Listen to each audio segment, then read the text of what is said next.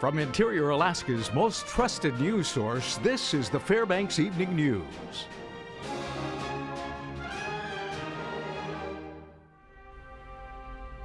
Good evening. Our top story, Anchorage police say a 15-year-old male has been taken into custody and is being held as a suspect in the fatal Tuesday night shooting of 2 women.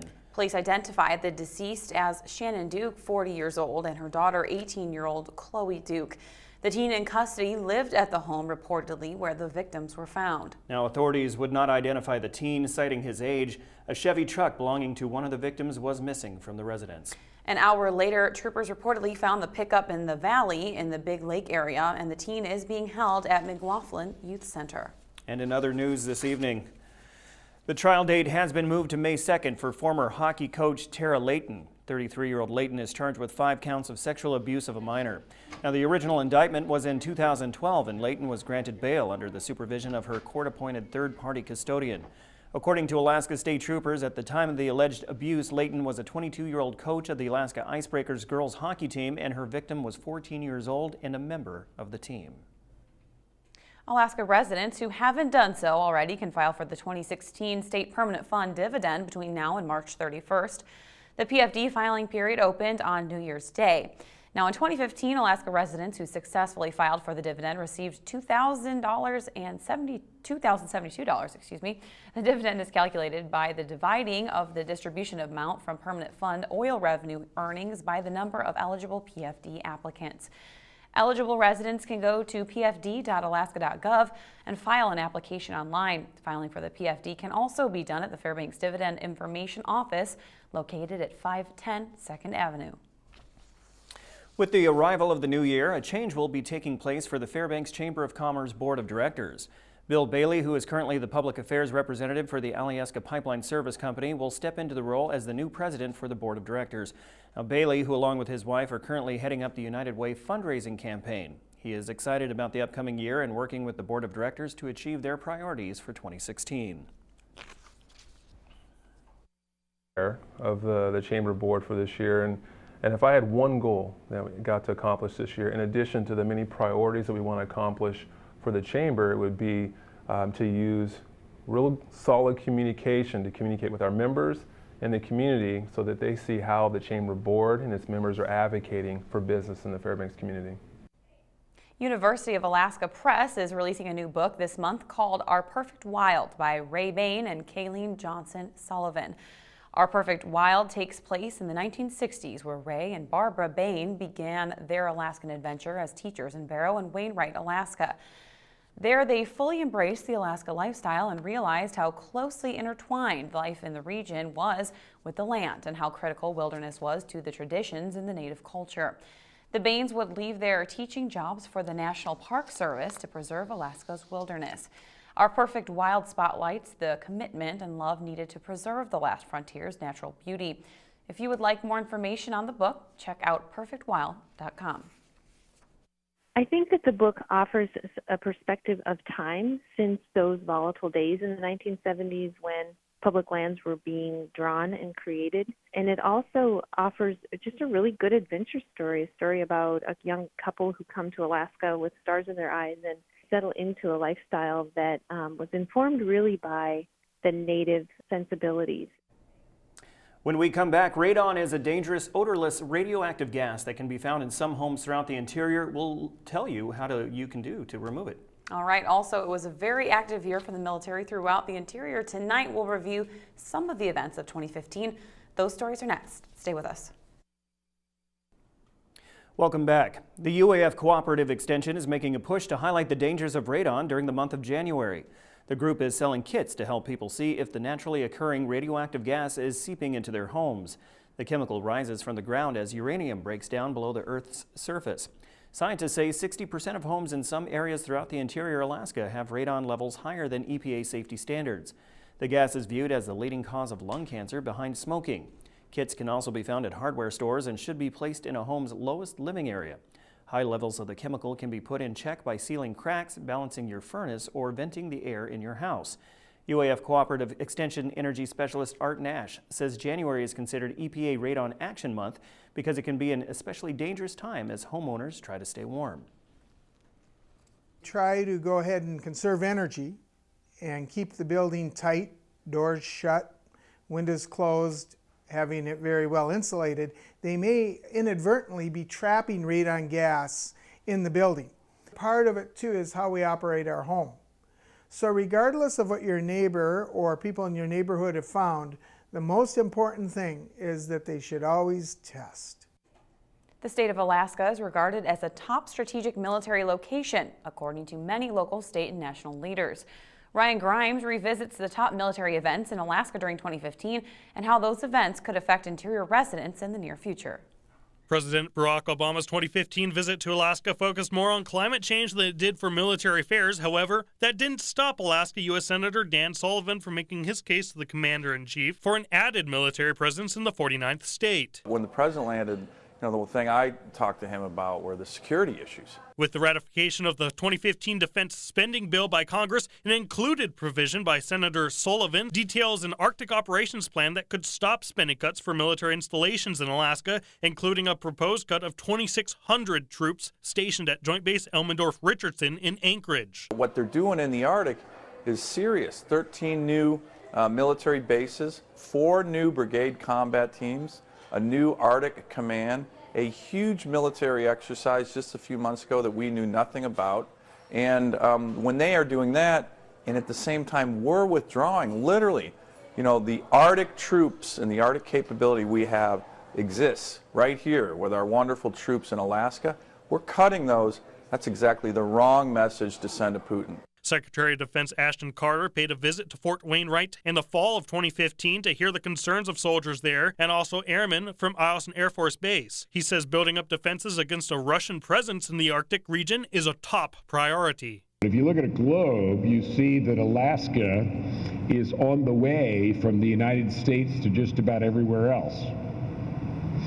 And of course, that's a two-way street, so it means that everything that could affect us comes over or by or near Alaska. The Air Force is likely to base 2 squadrons of F-35 fighter jets at Eielson Air Force Base. Eielson is awaiting a final environmental impact statement decision in late January 2016 that would allow or deny those jets to be placed there. The jets are multi-utility fighters with a specialized focus in air-to-ground operations. Colonel Michael Winkler, an Air Force Brigadier General nominee, commands the 354th Fighter Wing at Eielson. He says the addition of the F-35s would mean an injection of military funds, jobs, and personnel to the interior. $500 million worth of construction, and it's kind of phased in. You'll see a little bit of that construction happening in fiscal year 16, mostly for a new simulator building. Fiscal year 17, we really get into our heavy construction summer where we're building new hangars and a bunch of new buildings. So we'd like to get some heated hangars to put those jets in so that we can operate through the Arctic months. And then the rest of them are basically just new squadron buildings and other support buildings that are going to be required. This is Ryan Grimes reporting. Okay, Joe Cook is up next with sports and has news of a change to an upcoming dog mushing event. All right, also highlights from an exciting high school basketball game at Eielson and more with Joe after the break.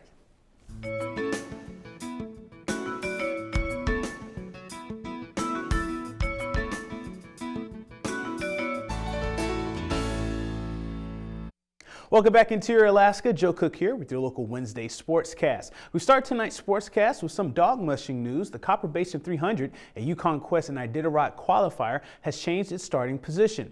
Due to the above average temperatures this winter, it created unsafe conditions along the race route, and now the start will be at Gakona Lodge, which is almost 20 miles north of Glen Allen near the Toke Cutoff. The 27th running of the 300-mile Copper Basin will be this Saturday at 11 a.m. 48 mushers, including Ryan Olson and Alan Moore and others, will compete for a $15,000 purse. Also, the Yukon Quest field is set for this year. 25 mushers and their dog teams will be part of the 33rd Yukon Quest. 11 rookies are in this year's field. They'll race against Moore and defending champion Brent Sass. 25 mushers also signed up for the Yukon 300 as well. The purse for this year's Quest is $115,000. The Yukon Quest starts on February 6th in downtown Fairbanks. This week, the UAF women's basketball team will have 2 chances at home to end their 7-game losing streak. Thursday, Alaska hosts Concordia University, the GNAC's newest team coming up from the NIIA. And then Saturday, they will go up against Western Oregon. The Cavaliers and Wolves are tied for 7th in the GNAC. Alaska will use a heavy dose of Jordan Wilson, who is 1 game away from tying her career high of 13 straight games of double-digit scoring. She's 4th in the conference in scoring. UAF will apply defensive pressure with their 10.9 steals per game, which is 2nd in the conference. The women's games are part of a doubleheader. Alaska will tip off against Concordia and Western Oregon at 5:15 on Thursday and Saturday. Another former Ice Dog player is making strides in this first season of collegiate hockey. Ferris State rookie forward Jake Hetz was named the WCHA Rookie of the Week. Hetz, out of Glenshaw, Pennsylvania, scored his first collegiate goal in a 7-3 loss to number 5 Harvard in the opener of the 25th Mariucci Classic Tournament in Minneapolis, Minnesota on Friday. In Saturday's third-place game, he scored the game winner against UConn in a 5-2 win to secure 3rd place for the Bulldogs. The former Ice Dog captain finished the weekend with 2 goals on 4 shots and a +2 rating. We switch gears to high school hoops and check out these highlights from North Pole and Eielson. The teams met in non-conference action in the Ravens' Nest. North Pole's Jarrett Peterson missed the second half due to an ankle injury, but Cameron Pugh led the Patriots with 18 points in a back-and-forth battle. Eielson forced turnovers, and they hit some shots to erase an 11-point second-half deficit. Jeremiah Brown used the floater to score 22 points for the Ravens, and with 22 seconds left, Craig Borba hits a huge 3 to make it 57-58 in favor of Eielson. The bank is open. The Pats forced a turnover, but they called a timeout when they had none. Eielson would make the free throws on a technical foul, but they would turn the ball over on their next possession. North Pole had a chance to tie it with 10 seconds left, but they turned the ball right back over. Eielson comes back and holds on for a 62-57 win. Well, I started using my team screens and attacking the basket more. I saw that one of their best defenders was had 4 fouls, so they took him out, so we attacked that player. And we really worked good as a team and really working good in scoring. Really had to work together as a team, went into halftime, fix some stuff up, getting plays together, and really just, execute. Our coach always tells us, execute and get the job done. Coming off 2 losses on the road, feels good, to get back in the groove, and hopefully we can keep going forward.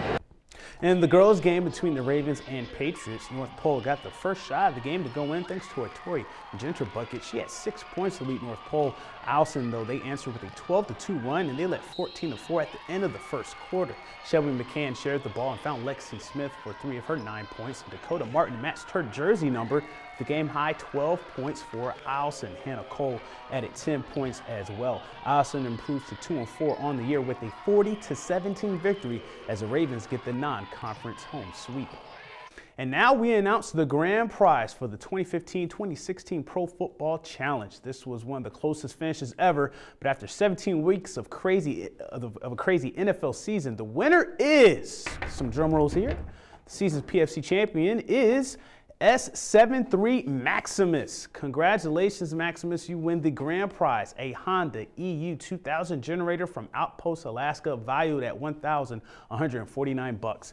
Maximus made 13 picks out of 16 picks right in week 17 and finished with 165 total points, just 1 point better than the runner-up, Scott. Here are the final PFC standings. Maximus with 165, Scott 164, Arctic Fireman in New England, Pats Fan 89 tied for 3rd with 163 points. Eagles for Life, last year's champion True Grit 69 round out the top 5. Waterboy, he won the week 17 prize with 14 out of 16 picks correct. I finished with 126 points this year, but congratulations to Maximus and all the weekly winners, and we'll do it all again next year. And that's a wrap for sports. Thanks for watching. Mike Schultz is up next with the weather forecast, and as always, we'll catch you next time.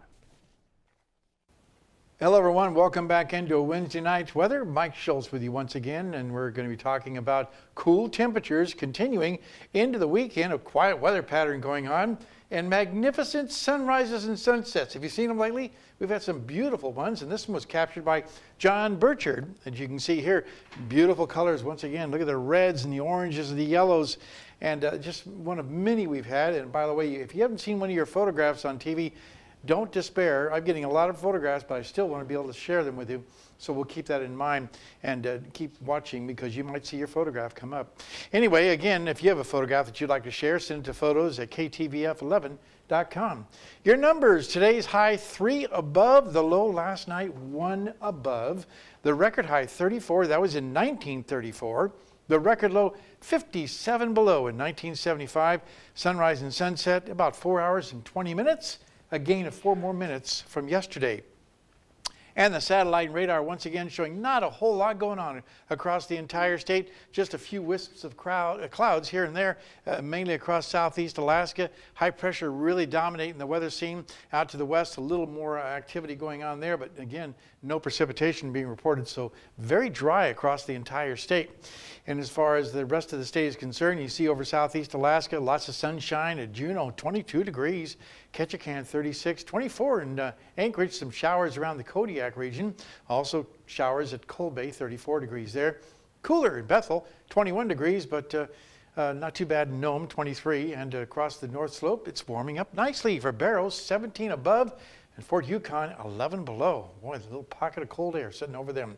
Lower 48 weather, well, we'll talk about that right now and look at temperatures. As you see, 53 degrees in Seattle. Lots of rain and thunderstorms over the Southern California area. Across the Midwest, temperatures are not too bad. A little snow shower activity from Minneapolis right on down into Kansas and Omaha, Nebraska, reporting some snow this evening.